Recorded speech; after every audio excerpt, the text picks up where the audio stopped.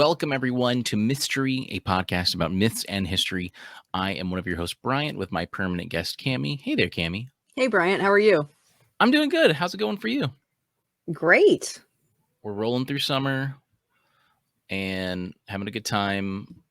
We just recently recorded a fun episode that's coming up next week with some friends. Please stay tuned for that from a podcast that we used to run ads for. Will this be on the test?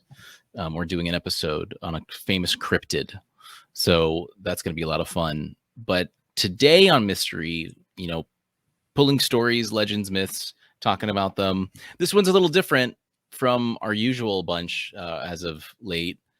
We're talking about a Mongolian noblewoman. I was trying to think of the right word. That's the best way to put it. Her name is Khutulun Khan.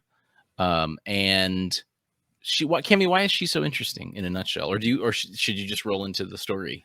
I mean, maybe, but she was a woman who knew what she wanted, and she wasn't going to let anyone stand in the way of that. Yeah, it's really cool. So Cammy picked this idea after I was telling her I've been listening to this A Great Courses segment by Craig Benjamin called The Mongol Empire, and I listened to a book about Genghis Khan a long time ago. That's how he pronounces it, and how Craig Benjamin recommends you say it, Chinggis. And it's really great, and I'll talk about that because why this woman is so great directly has to do with the Mongolian, cultural atmosphere. So there's a fun story around her that Cammy's got that basically puts her into a legendary status, and there's even more that goes further. But Cammy, why don't you go ahead and hit us with a story of Khutulun? Sure. So I used an online source, archive.org, The Travels of Marco Polo, the Venetian, and this was taken directly from Everyman S Library, and it was edited by Ernest Reyes. During the reign of the great Khutulun Khan, there were many suitors who wished to marry his daughter. His kingdom was vast and his lineage strong. The great-grandson of Genghis Khan was eager to have his daughter find a husband, but there never lived a woman less interested in marriage. He persuaded the princess to devise a game by which she could find an appropriate man to bring into the family. Her passion was hand-to-hand combat, so she chose to wrestle any man who wished to be her husband. The stakes were high on both sides. The men must wager 100 of their horses, and she would wager her love. And a proclamation was made. Men came from all over the world to try to best her, bringing their fortune and horses with them, so that they may pay the price should they lose. Marco Polo witnessed her prowess for himself, and said she had more than 10,000 horses from her games. He said that she was so large and strong that many thought her not to be a woman at all, but a giant. One day a beautiful son of the king of Palmar came with 1,000 horses behind him to challenge the princess. The great Khan wanted nothing more than the strapping young prince to become his son-in-law. He pleaded with the princess to just this once let the boy win, but the princess would have none of it. She wrestled him in the great hall, always a move ahead of the prince. And with the last bit of strength he had, he tried to free himself from the woman as she picked him up and threw him to the hard ground. Seeing that no man, not even a beautiful and rich man with a powerful family, could entice her, Khan decided to make his daughter a soldier and had her ride beside him into battle. There was never another in the whole army who could show as much bravery as Khutulun.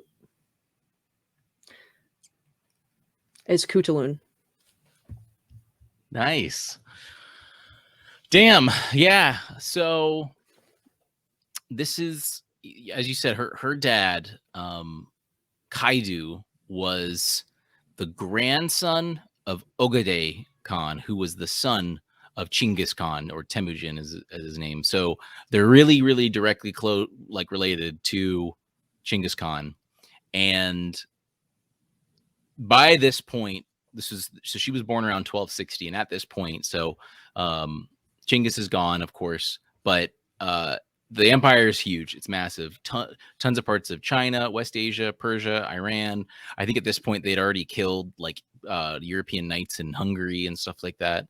So empire is massive, but the Kaidu's part of the the empire was very traditional and nomadic still, and I think Khutulun kind of comes directly from that, because in China you've got Kublai Khan, which a lot of people know, and his empire was very, they call it like Sinicizing, like being very similar to the Chinese, like getting enveloped into the philosophy and things like that, kind of going away from steppe culture, nomadic life, going into sedentary. But not Khutulun. She, like, horses were capital.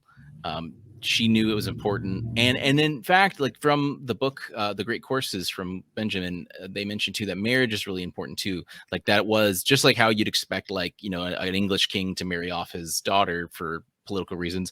It was similar for the Mongols. So Kaidu's strong, important daughter getting married to someone strong and important was the idea. But the women in the steppe culture were just as important, because it reminds me of Viking culture.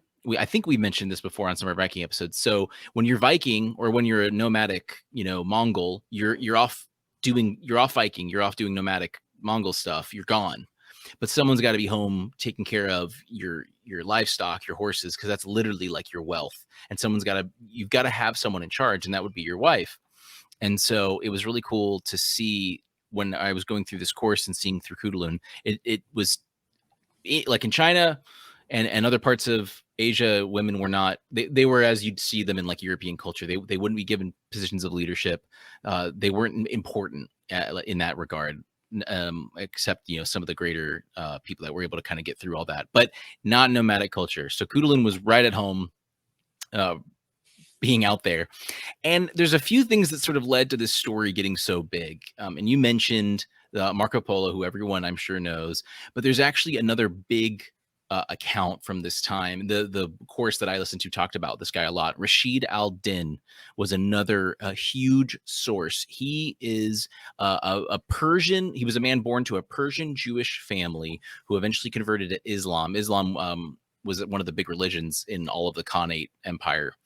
And this dude was very prolific. He was actually executed later because he was accused of poisoning one of the like ill Khanate, like smaller Khanate kings. I'm sure that there was some crazy stuff around it, but his writings were absolutely phenomenal. He wrote so much, and he was asked to write so much. He knew like Chinese, Persian, Mongolian. He was so fluent in all the languages. He was one of the perfect like administrators for this time, and his writings talk about Khutulun extensively, and they corroborate with Marco Polo. And so Marco Polo too, he, when he was young, he ended up going to like I think he was like 17. He joined his dad and uncle and ended up getting there. And then for like almost 20 years, he was actually like an administrator of some kind for the Khan. And he actually had like eyewitness accounts of this wrestling that he saw. Now, sadly, he doesn't actually talk about what happens to her, but Rasheed Aldin mentions that she fell in love and married a Mongol ruler in Persia. There's some other references. Other sources state that she eventually did get married, but it's kind of interesting. We don't know exactly what happened, which I'm kind of surprised, because she was so important. I figured we would have kind of known about that. Today in Mongol culture, the Mongolian Empire is still sort of revered. We know, we hear a lot out of the bad, but we've got to also look at the what Benjamin called the Pax Mongolica, which was like when the Mongol Empire was at its biggest. The movement of culture and people was like phenomenal. The trade routes were open. You could have people like Marco Polo walking like from Rome into Persia, within a matter of years, pretty like unmolested. And so there was a lot of cultural exchange, and a lot of just I guess like globalization it really occurred at this point in a way that we wouldn't have happened until like the 1900s. So it was really cool to kind of see that. And there was something else.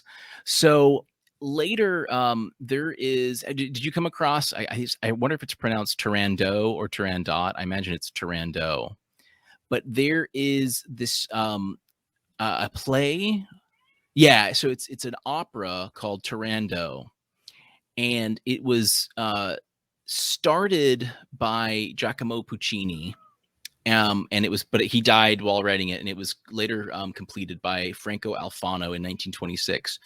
It is said that Khutulun is the basis of this character. So it like, oh, and also, yeah, Francois Petit Delacroix, 1710 Book of Asian Tales. That's where it is. That's okay. So Francois Petit Delacroix, 1710 book, which is later turned into an opera. That's what it was. So in the Okay. No, 1710 book, I didn't come across that at all. yeah, so there's a 1710 book of Asian tales and fables, and there's a story in which Khutulun is called Turandot. It's a Persian word. It's like a corruption of a Persian word meaning a Central Asian daughter. And she is in the story the 19-year-old daughter of Altun Khan, in the Mongol Emperor of China in this fictional story. So she doesn't wrestle in this, but she does. She has them answer 3 riddles, and they're executed if they cannot solve them. So it's a little more pizzazzy, I guess. I don't know. I guess that in a fable, if she wrestled, that would sound a little ludicrous. So that's this 1710 story. You know, this is like 300 years later. Finally kind of gets around, and then later becomes an opera, which is kind of the most famous version of this. I imagine that Francois Petit would have gotten the idea from Marco Polo. So I'll kind of go back to him again, because Marco Polo eventually made it back to Venice, but he was captured by the Genoa, who was the rival of Venice, and he was imprisoned. And while he was in prison, his cellmate wrote down his story, and it was later published and put out there. And in the story, or in my the Great Courses from Benjamin, he talks about this and mentions how nobody believed him. And he was actually Marco Polo was blind at this point, and that's why he had to dictate it out. But he told the story, and it was funny because he would talk about the way they acted and where he was, but there was already these kind of stereotypes of tea drinking, silk wearing, Easterners. And he mentioned those kind of people, but he also mentioned the Mongols as they are. And there were a lot of Mongols in China. The Yuan Empire was the Mongol controlled part of China from Kublai Khan, but it was very culturally Chinese in a lot of ways too, the way they had administration and stuff like that. But Marco Polo talked about this, but nobody believed him. Essentially, no one thought he was telling the truth. But it ended up being a bestseller as far as books back then go.